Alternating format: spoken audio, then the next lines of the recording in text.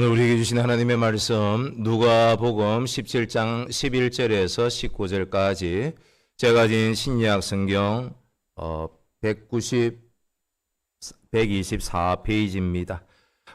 봉독하고 난 다음에 우리 중고대청 비전 트립팀 나오셔서 특송으로 하나님께 영광 올려드리겠습니다.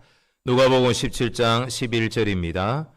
예수께서 예루살렘으로 가실 때에 사마리아와 갈릴리 사이로 지나가시다가 한 마을에 들어가시니 나병 환자 10명이 예수를 만나 멀리 서서 소리를 높여 이르되 예수 선생님이여 우리를 불쌍히 여기소서 하거늘 보시고 이르시되 가서 제사장들에게 너희 몸을 보이라 하셨더니 그들이 가다가 깨끗함을 받은지라. 그 중에 한 사람이 자기가 나은 것을 보고 큰 소리로 하나님께 영광을 돌리며 돌아와 예수의 발 아래에 엎드려 감사하니 그는 사마리아 사람이라.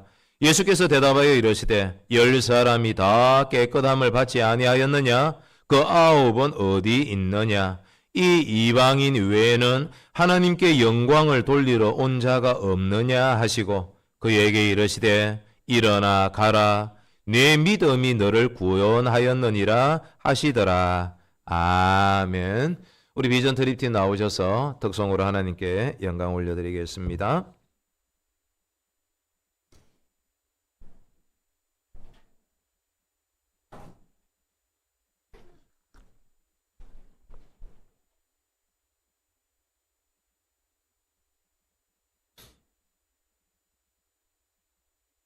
한 계단 더 올라오세요. 그래야 조금 더 올라오세요. 됐어. 예.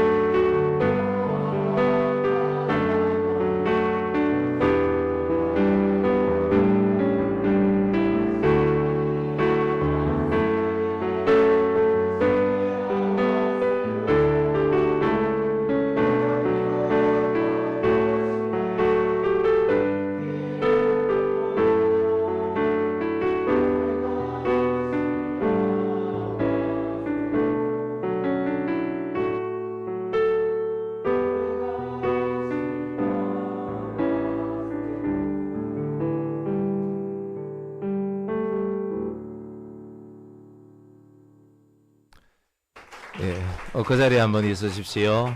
이제 목요일부터 해서 다음 주간까지 17명이 출발을 하게 됩니다. 돌아올 때까지 우리 배동열 선교사님 부부와 또 히카리노 모리 교회가 은혜의 통로, 귀한 축복의 현장이 될 수 있도록 위해서 기도해 주시기를 바랍니다. 제가 잠시 한번 기도하겠습니다. 거룩하신 하나님 아버지, 주를 만난 것이, 주님과 동행하는 것이 참 행복임을 아는 우리의 중고대청이 비전티읍으로 출발합니다.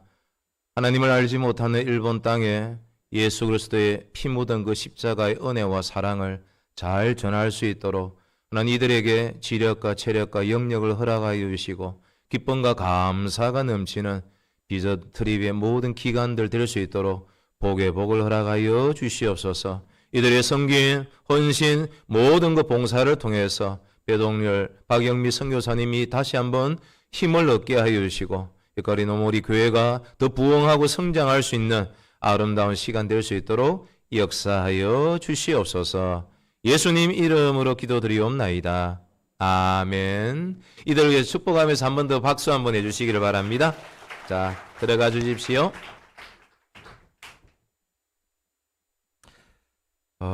어느 곳에서는 폭우가 내리고 어느 곳에서는 폭염이 내리는 정말 기후가 변화무쌍한 한 주간을 또 보내고 있습니다.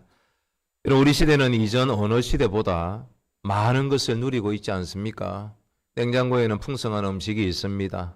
자동차도 있고요. 또 스마트폰 하나 가지고 모든 것을 관리할 수 있는, 또 병원은 얼마나 가까이 있는지요. 근데 사람들이 그 행복 지수는요, 오히려 더 낮아지고 있습니다. 왜 그럴까요? 감사를 잃어버렸기 때문입니다. 행복은 많이 소유하는 데서 오는 것이 아니라 많이 감사하는 데서부터 오는 것입니다. 그래서 감사는 받은 것을 더 크게 만드는 놀라운 힘이 있습니다. 불평은 가진 것마저도 더 작게 만들지만 감사는 조그마한 것을 더 크게, 더 강하게 만드는 힘이 있습니다. 자, 오늘 본문에도 같은 병을 가진 불쌍한 사람 10명이 등장합니다. 그들은 모두 동일한 은혜를 받았습니다. 그러나 그 이후의 삶은 완전히 달라졌습니다. 9명은 치유만 받고 병은 고침만 받고 끝났고 한 사람은 완전한 구원의 그 자리에 서는 것을 보게 됩니다. 그 차이는 오직 하나였습니다. 바로 감사였습니다. 자, 오늘 본문이 감사에 대해서 가르쳐 주시는 것 무엇일까요? 그 첫째가 14절에 우리에게 나타납니다. 14절 말씀 같이 한번 읽어볼까요? 같이 읽어봅니다. 보시고 이르시되 가서 제사장들에게 너희 몸을 보이라 하셨더니 그들이 가다가 깨끗함을 받은지라. 여러분, 믿음은요, 어디에서부터 출발하고 시작할까요? 하나님의 은혜를 경험하는, 아니 인정하는 것에서부터 시작됩니다. 자, 오늘 본문에 등장하는 10명의 나병 환자는 단순히 병든 사람이 아니올시다. 그들은 사회에서 버림받은 사람들이었고 가족에서 끊어진 사람들이었고 예배의 그 자리에서도 밀려난 사람들이었습니다. 몸의 병만이 아니라 내일에 대한 그 희망, 그 삶 전체가 송두리째 무너진 사람들이었습니다. 돈이 있어도 소용없고 젊음이 있어도 의미가 없습니다. 그들의 인생은 한마디로 살아있지만 죽은 삶이었습니다. 근데 그 절망의 한복판에서 그들은 예수님을 만납니다. 그리고 멀리서 외치게 됩니다. 예수 선생님이여, 예수여, 우리를 불쌍히 여기소서. 여기서 우리는 놀라운 사실 하나를 발견해야 합니다. 저와 여러분들 같으면 우리를 고쳐주십시오. 하나님 좀 고쳐주십시오. 그렇게 말해야 되는데 그 전에 우리를 불쌍히 여겨주시옵소서. 그렇게 외쳤습니다. 왜 그랬을까요? 사람은 자신의 힘이 끝나는 바로 그 자리에서 비로소 하나님의 그 자비, 그 긍휼을 구하기 때문입니다. 여러분, 우리도 그렇지 않습니까? 건강할 때는 내 힘을 믿습니다. 형편이 괜찮을 때는 내 계획 자체를 믿습니다. 모든 것이 잘 될 때는 하나님보다 나 자신을 더 신뢰합니다. 그러나 인생이 꼬이고 문제가 생겨서 어느 순간 무너지게 될 때, 눈물로 그래서 밤을 지새우게 될 때, 의사의 그 진단, 그 말 한마디에 앞에서 무너지게 될 때, 자녀 문제 앞에서 더 이상의 그 방법이 없을 때, 그제야 우리는 말하게 됩니다. 주님, 저를 불쌍히 여겨 주시옵소서. 근데 오늘 이 본문의 놀라운 사실은요, 하나님은 그 기도를 외면하지 않으신다는 것입니다. 예수님은 10사람의 그 과거를 묻지 않아야 하십니다. 어떻게 병에 걸렸느냐? 너희가 나한테 나올 수 있는 자격이 있느냐? 묻지도 따지지도 않으십니다. 주의 긍휼이 먼저였습니다. 주의 은혜가 먼저였습니다. 여러분, 이것이 바로 복음입니다. 우리가 하나님을 찾은 것처럼 보이지만 하나님께서 먼저 우리를 찾아오신 것입니다. 우리가 하나님을 사랑하기 전에 하나님께서 우리를 먼저 사랑하셨습니다. 그래서 성경은 우리에게 이렇게 선포합니다. 우리가 아직 죄인 되었을 때 그리스도께서 우리를 위하여 죽으심으로 하나님께서 우리에게 대한 자기의 사랑을 확정하셨느니라. 이건 놀랍지 않습니까? 우리도 마찬가지입니다. 우리가 하나님을 만나기 전에 하나님께서 먼저 우리를 붙드십니다. 생각해 보십시오. 오늘 여기까지 살아온 것이 우리의 실력입니까? 능력입니까? 아닙니다. 살아온 모든 것이 주의 은혜입니다. 오늘 아침 눈을 뜬 것도, 내가 지금 숨을 쉬는 것도, 예배의 자리에 나온 것도 은혜입니다. 가정을 지켜주신 것도 은혜이고요. 여기까지 인도하신 것도 모두 다 하나님의 은혜입니다. 은혜로 시작했고 은혜로 살아왔고 지금도 은혜로 여러분 살아가고 있는 것입니다. 그런데 사람은 참 이상합니다. 은혜가 계속되면 은혜를 잊습니다. 기적이 반복되면요, 그것을 일상으로 여기는 것과 마찬가지입니다. 모든 것이 당연하다고 여겨지는, 생각하는 그 순간 감사는 사라집니다. 감격은 그냥 습관 속에 묻혀버립니다. 그래서 오늘 본문이 우리에게 분명히 말합니다. 여러분 기억하십시오. 믿음은 내 능력, 내 어떤 것을 믿는 것이 아니라 하나님의 은혜를, 하나님의 그 은혜를 먼저 인정하는 것에서부터 시작됩니다. 그래서 이 나병 환자들은 고쳐주십시오 말하기 전에 불쌍히 여겨달라고 말하고 있는 것입니다. 그런데 오늘 본문에서 정말로 주목해야 될 그 하나의 장면은요, 예수님께서 말씀하시는 것입니다. 여러분, 긍휼히 불쌍히 여겨달라라는 그 음성 앞에 예수님은 가서 제사장들에게 너희 몸을 보이라, 그렇게 선포하십니다. 이 말씀은 레위기 14장의 그 규정을 따르신 것입니다. 당시 제사장은 의사와 같은 역할도 했습니다. 병이 나았는지 확인하고 공식적으로 정결하다 선언한 환자들만 가족들과 공동체로 돌아갈 수 있었습니다. 그런데 아직 병은 그대로였습니다. 손도 피부도 상처도 썩어가는 그 몸도 그대로였습니다. 그런데 그들은 제사장에게로 걸어갑니다. 왜요? 가서 제사장들에게 네 몸을 보이라 말씀하셨기 때문입니다. 그들에게 주의 음성, 그 말씀이 들렸기 때문입니다. 여러분, 믿음은 말씀 때문에 먼저 발을 내딛는 것입니다. 여러분, 그 자리에 앉아 있는다고 다 말씀이 들리는 것은 아닙니다. 근데 10명이 놀랍게 가서 제사장들에게 몸을 보이라는 그 음성에 응답하고 반응해서 제사장들에게 갑니다. 엄청난 믿음입니다. 사랑하는 성도 여러분, 믿음은 결과를 본 후에 움직이는 것이 아닙니다. 순종은요, 눈으로 확인한 후에 하는 것이 아닙니다. 저와 여러분들의 믿음과 그 순종이 아브라함처럼 되기를 축복합니다. 여러분, 성경은 아주 짧지만 그 이후의 일을, 믿음의 그 결과 강력하게 우리에게 이렇게 기록해 주고 있습니다. 가다가 가다가 깨끗함을 받은지라. 여러분, 기적은 그냥 서 있는 사람들에게 일어난 것이 아닙니다. 말씀을 붙들고 주의 음성이 들리자 내 몸은 그대로 임에도 불구하고 그 음성을 따라 걷는 사람, 제사장에게 걸어가는 그 사람에게 일어났습니다. 여러분, 오늘도 하나님은 우리의 인생 속에서 같은 방식으로 원리로 일하십니다. 모든 것을 보여주신 후에 순종하라고 하지 않으십니다. 먼저 믿고 먼저 걸어가고 먼저 순종하라고 하십니다. 그러면 하나님의 때에 하나님께서 역사하신다는 것입니다. 히브리서 11장 8절은 아브라함의 믿음을 이렇게 소개하고 있습니다.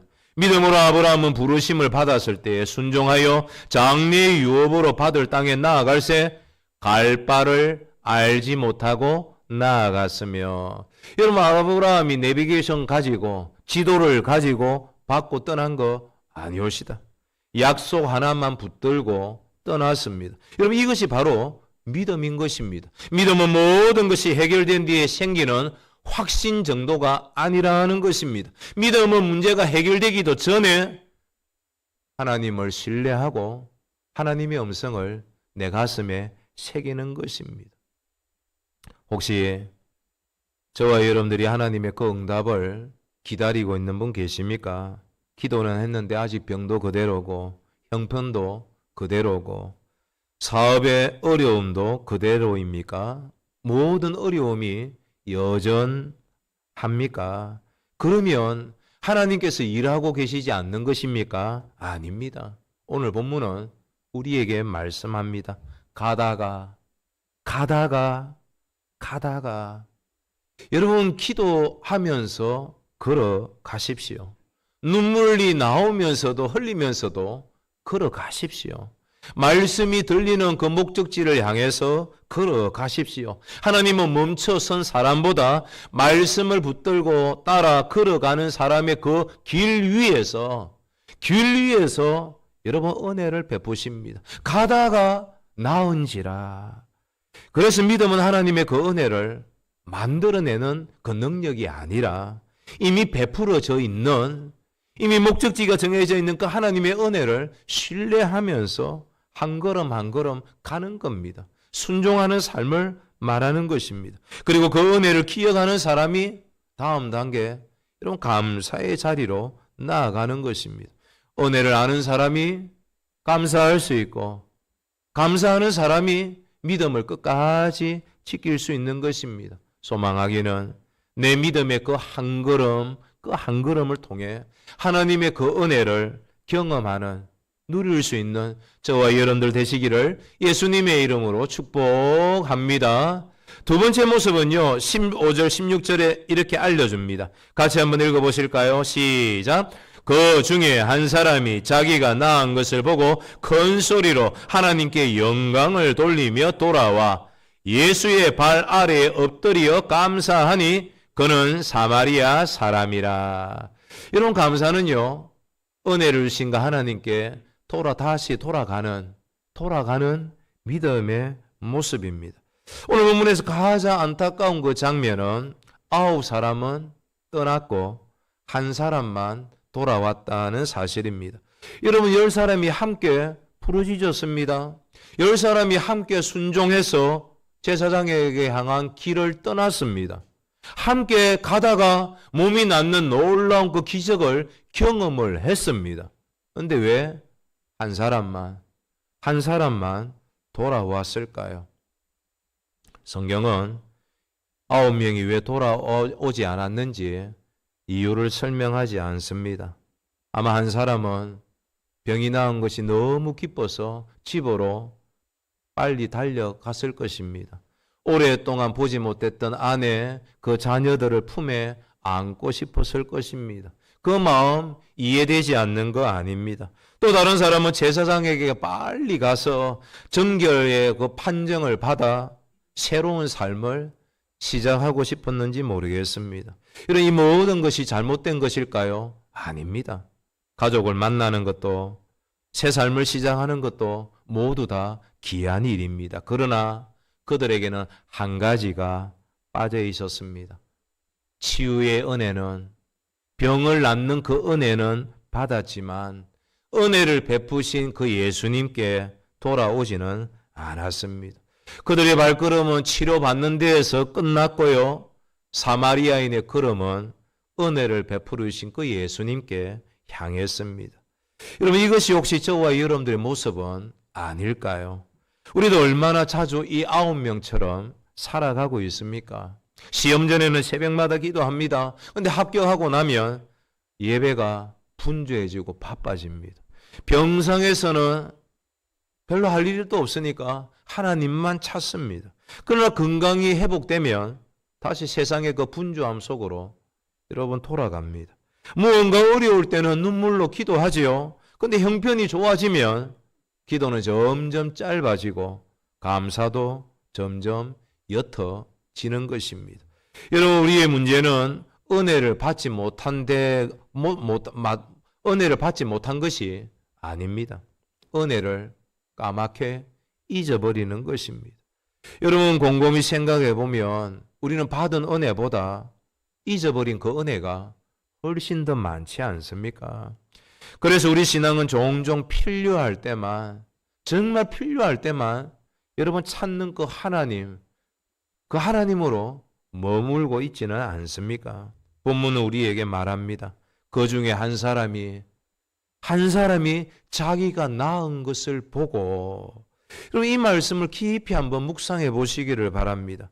그는 자신의 몸만 본 것이 아닙니다. 그 몸을 고쳐주신 그 예수님을 보았습니다. 9명은 치료받은 그 선물만 붙들었습니다. 축복만 붙들었습니다.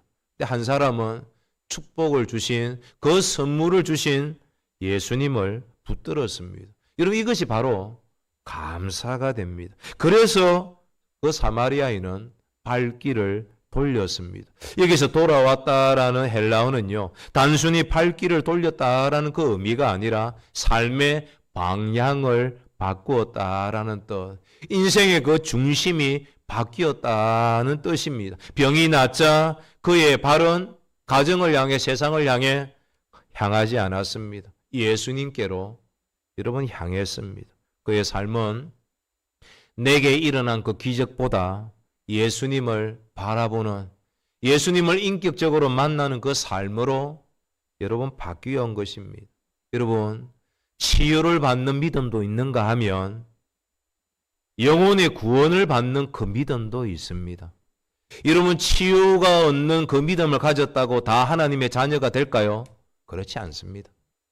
치유는요, 내가 원하지 않아도, 할아버지 할머니가 기도해도, 아버지 엄마가 기도해도 그 사람은 치유가 되는 줄 믿습니다. 성경은 그것을 알려주고 있습니다. 하지만 구원은 무조건 1대1입니다.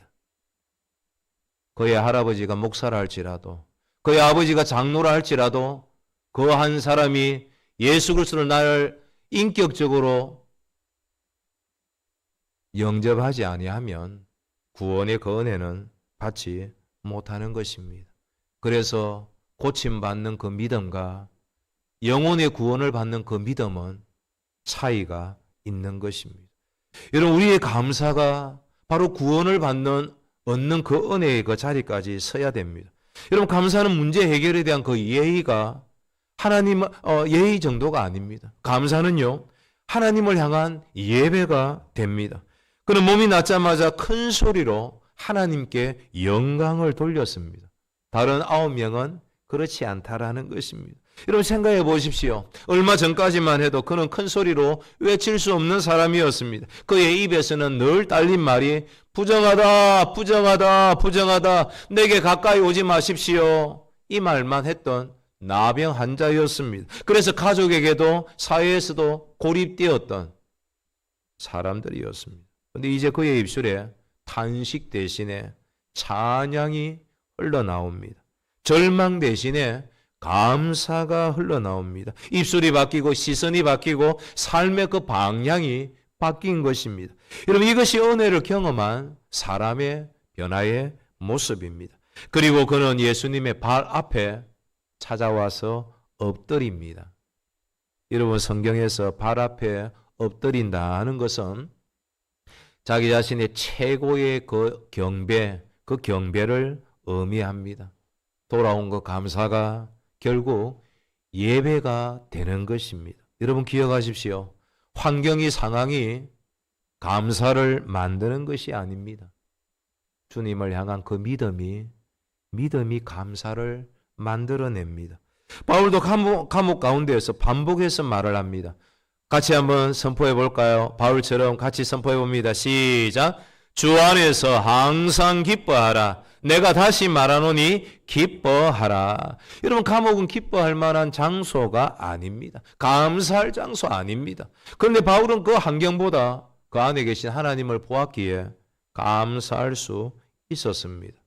오늘 저와 여러분들의 입술에서는 어떤 말이 더 많이 흘러나오고 있습니까? 감사입니까? 불평입니까? 우리의 기도는 주시옵소서 간구하는 그 구함만으로 가득합니까? 아니면 이미 주신 그 은혜를 감사하고 채워지고 있습니까? 하나님께서 이미 수없이 응답하셨음에도 불구하고 우리는 한 번도 돌아오지 않은 그 9사람처럼 살아가고 있지는 않을까요? 오늘 주님은 우리를 책망하시기 전에 초청하십니다. 내게 돌아오너라. 은혜를 기억하면서 돌아오지 않을래. 내가 허락한 그 축복보다 나음의 여러 많은 그 은혜보다 나를 더 사랑하며 나를 더 인정하며 나를 더 신뢰하며 돌아오지 않겠니? 에어컨 조금 조정해 주셔서 집중할 수 있도록 그렇게 해 주시기를 바랍니다. 여러분 감사는 은혜를 기억하는 능력이 됩니다. 감사는 하나님을 하나님으로 높이는 믿음의 고백이 됩니다. 은혜를 받은 것이 이런 믿음의 시작이라고 한다면 은혜를 베푸신 것 하나님께로 돌아오는 것 이게 믿음의 성숙함, 구원을 받는 감사의 여러분 걸음이 되는 것입니다. 그리고 그 감사가 예배의 자리로 더 깊은 하나님과의 그 교제로 믿음의 그 완성으로 이끌어 가는 것입니다. 치유의 회복도 일어나기를 축복합니다. 하지만 그것으로 끝나는 것이 아니라 구원을 받는 영혼의 하나님의 구원을 받는 그 믿음의 자리까지 감사자로 아니 예배자로 시험받을 수 있는 선물을 주신 그 주님께 다시 오는 감사자 예배자의 성도들이 되시기를 예수님의 이름으로 축복합니다.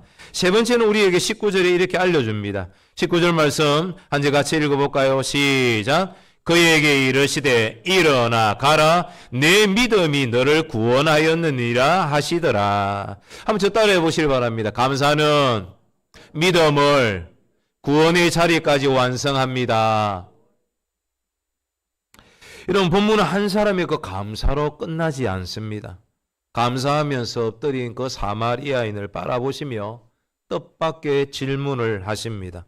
열 사람이 다 깨끗함을 받지 아니하였느냐? 아홉은 어디 있느냐? 여러분 예수님께서 모르셔서 이렇게 질문하셨을까요? 아니올시다. 이 질문은 9명을 찾기 위한 질문이 아니라 오늘 우리의 마음을 비추시는 질문입니다. 얘야, 너는 지금 어디 있느냐? 너는 은혜를 받은 후에 어디를 향해서 살아가고 있느냐? 너는 내가 줬던 그 복, 그 놀라운 선물을 붙들고 있느냐? 아니면 너에게 복을 주고 선물을 준 그 하나님을 붙들고 함께 있느냐? 묻고 계신 것입니다. 여러분 생각해보면 우리도 얼마나 많은 은혜를 받으며 살아왔지 않습니까? 영상에서 일어난 그 은혜도 있고 자녀를 지켜주신 그 은혜도 받았습니다. 실패 속에서도 다시 일어서게 하신 그 은혜 있습니다. 제일 중요한 것은 허물과 죄로 죽었던 우리를 하나님의 자녀로 삼아주신 그 십자가의 은혜도 있습니다. 그런데 우리는 너무 쉽게 은혜에 익숙해집니다. 그 익숙함이 감사를 빼앗고 감사를 잊어버리면서 감격이 사라집니다. 감격이 사라지면 예배는 그냥 형식이 되고요. 신앙은 의무가 되는 것입니다. 그래서 오늘 우리 시대에 가장 큰 위기가 있다고 하면 은혜가 없는 시대가 아니라 은혜를 당연하게 여기는 그 시대를 살고 있다는 것입니다. 매일 기적 속에 살면서도 기적을 느끼지 못합니다. 매일 생명의 그 선물을 받고 있으면서도 당연하게 여깁니다. 매주 예배를 드리면서 감격이 없습니다. 예배 드리는 것이 당연한 것이 아닙니다. 왜 그럴까요? 감사를 잃어버렸기 때문입니다. 근데 오늘 여기서 놀라운 것은요, 이 감사하며 돌아온 사마리아인에게 예수님께서 엄청난 선언을 하십니다. 엎드려서 그냥 바닥만 보고 있는 예배자로 서 있는 그 사마리아인에게 일어나 가라, 일어나 가라, 내 믿음이 너를 구원하였느니라. 여기서 구원하였다라는 이 헬라 이 세소켄이라는 것은요, 단순히 병이 나았다라는 뜻이 아닙니다. 이 단어는 구원하다, 온전하게 되다, 회복시키다라는 그 뜻을 가진 소조에 대한 완료형입니다. 다시 말한다고 하면 너는 단순히 몸만 회복된 것이 아니라 하나님과의 관계가 회복되었고 그 구원의 은혜 안에 지금 살아가고 있다라는 의미인 것입니다. 여기에 오늘 본문에 핵심이 있습니다. 여러분 10사람 모두 다 치유의 병이 낫는 그 은혜는 받았습니다. 그러나 한 사람만 구원의 그 선언을 들었습니다. 무엇이 그 차이를 만들어내었습니까? 감사 자체가 구원을 만든 것이 아닙니다. 감사가 하나님께 구원의 그 값을 지불한 것도 아닙니다. 구원은요, 오직 예수 그리스도의 은혜로 받는 것입니다. 하지만 감사는요, 구원받은 그 믿음이, 내가 구원받은 그 믿음이라는 것을 알 수 있는 열매가 되는 것입니다. 누가 구원받았는가, 구원받지 못했는가, 이런 그것은 바로 예수 그리스도를 인격적으로 영접하고 감사하는 사람을 통해서 일어납니다. 여러분 치유되는 힐링의 그 은혜는 9명, 10명 동일하게 받았습니다. 하지만 구원의 선언을 받은 사람은 이 사마리아 한 사람뿐이었습니다. 그래서 감사는요, 믿음의 온전한 그 모습을 드러내는 가장 확실한 사인이 되고 열매가 됩니다. 그래서 사도 바울은 데살로니가전서 5장 18절에 우리에게 이렇게 권면을 합니다. 같이 한번 선포해 보실까요? 시작! 범사에 감사하라. 이것이 그리스도 예수 안에서 너희를 향하신 하나님의 뜻이니라. 여러분 바울은 좋은 일에만 감사하라고 외치지 않았습니다. 범사에 감사하라고, 모든 일에 감사하라고 말씀하십니다. 왜냐하면 하나님은 좋은 일만 다스리시는 분이 아니라 우리 인생의 모든 그 순간을 주권적으로 다스리시는 선하신 분이시기 때문입니다. 리차드 백스터라는 분은 이렇게 표현을 합니다. 감사는 천국의 언어를 미리 배우는 것이다. 하나님을 가장 영화롭게 하는 성도의 그 삶은 감사로 살아가는 삶이다. 여러분 모든 것이 좋아서 너무 기쁜 일이 많아서 감사할까요? 그렇지 않습니다. 지금도 이경옥 권사님은 병상에서 온라인으로 예배를 드립니다. 누군가는 계속해서 약을 드셔야 되고 힘겨운 병과의 그 투쟁을 할 수밖에 없습니다. 그럼에도 불구하고 이 땅에서 감사하는 그 삶은 언젠가 들어갈 그 천국의 삶을 미리 살아가는 삶인 것입니다. 그래서 천국에서는 불평이 없습니다. 원망도 없습니다. 비교도 없습니다. 그냥 하나님을 향한 감사와 찬양만 있는 것입니다. 이런 우리는 무엇을 더 받아야 감사할 수 있을까요? 건강하면, 형편이 나아지면, 내 문제가 해결되어지면 감사할까요? 그렇지 않습니다.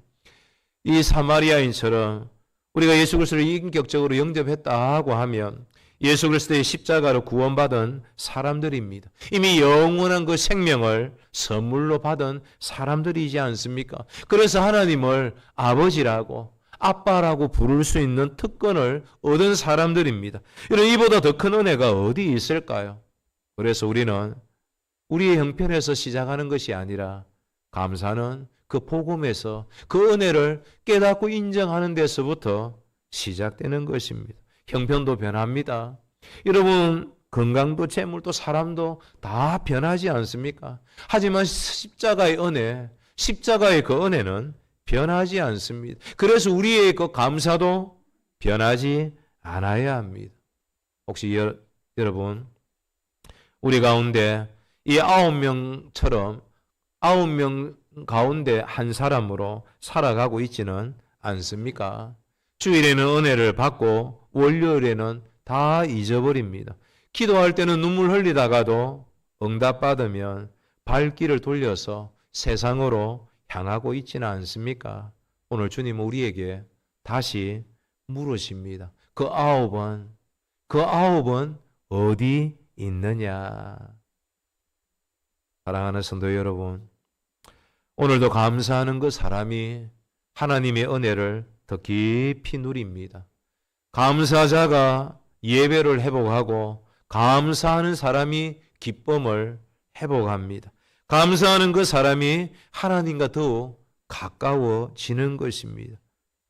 이번 한 주도 저와 여러분들의 변화무쌍한 그 환경 바라보며 불평하는 사람이 아니라 십자가를 바라보며 감사하는 사람이 되십시오.